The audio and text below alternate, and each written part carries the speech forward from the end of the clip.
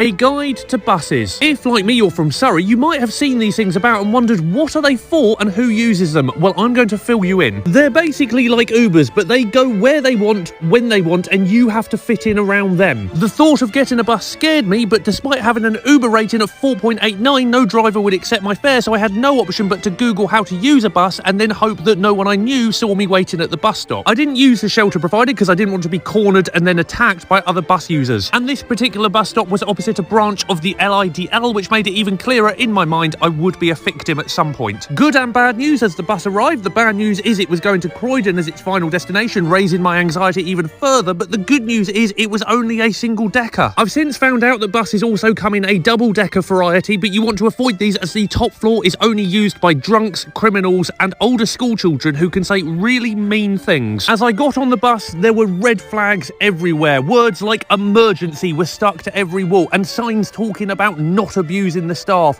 This was not a happy place to be. As I sat there scared out of my mind, I wondered who on the bus was using it to go all the way to Croydon. For those who don't know, visiting Croydon is like the British equivalent of a Dignitas clinic. Seeing a Transport for London logo made me even more anxious, and when I saw the Mayor of London logo, I was scared shitless. Being in or on anything operated by the Mayor increases your chances of being violently attacked tenfold. Buses have more CCTV than prisons, but then they do have similar clientele. It's just the sentences of bus riders are slightly shorter. Everybody is provided with their own panic button, which I saw people hitting routinely when the ordeal was getting too much, and they just bailed. As we neared where I wanted to get to, I started hoping that I would actually make it, and then my thoughts turned to the driver. The poor chap was incredibly exposed at the front with only a thin sheet of plastic between him and his unruly cargo, and he was expected to drive into Croydon that vulnerable. But I couldn't help him. For me, the nightmare was over. I'd made it. 15 of the most unpleasant minutes of my entire life. A light into the warm glow of an M&S food sign confirmed I was in a safe place, and I felt on top of the world. Getting away with using the bus felt like I'd played Russian roulette with only one empty chamber,